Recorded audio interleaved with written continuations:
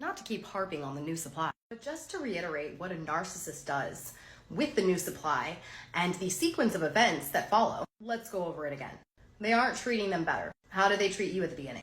They were love bombing you. They were showing you endless admiration. You were so happy. You were feeding off that dopamine. You've never felt love like that before. Yeah, it was pretty easy for you to maintain some sort of semblance of wonderful with that person, right? Usually when you are being treated correctly and there's mutuality going both ways in a relationship, you are able to maintain happiness. And that's where it gets sticky, because narcissists can't maintain that for very long. They will end up failing. The mask will slip.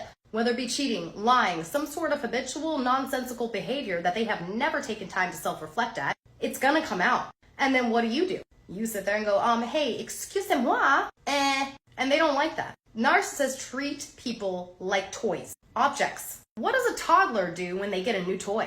Oh my God, best day ever. They're out on the playground telling all their friends, I got this and you don't. But when the batteries run out of that toy that somebody else facilitated putting in for them, or gets a little dent or a scratch, a wheel falls off, what does a toddler do? They throw a freaking temper tantrum. This toy's trash. I want a new one. Which is exactly how a narcissist operates, because you're an object to them. When you get a dent or a scratch, or your batteries run out because they've sucked the life out of you, narcissists have no desire to replenish the battery or the gas or fix the thing that's broken. That's easily fixable by changing the way you operate the toy or maintaining the thing that you have. That's too much work for them. They would rather hit the dumpster on the way to the store to buy a new one. They shop at the free supermarket, always picking up things on layaway and credit, with absolutely no intention of ever paying it back. And that is exactly why they are not treating the new supply better. Because that person, just like you and everybody who came before, is an object to them, only there to fulfill their needs within the moment and the time.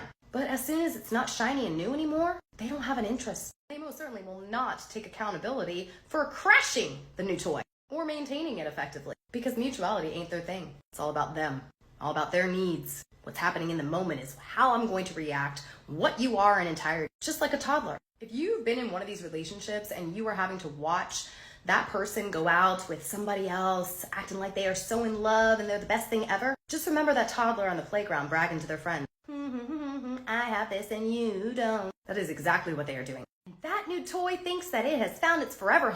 But just like in Toy Story, Woody got put back on the shelf as soon as Buzz arrived. See, because you can understand that people aren't actually objects. They need mutuality. And at some point, that narcissist who never took a single moment of self-reflection time is going to do the same exact thing, because that's just common sense. If you don't take time to heal what is broken within yourself, it is always going to spew on to somebody else. Believe me, sitting on a shelf watching somebody else about to go through the same exact thing that you did is a lot better than having to live it every day.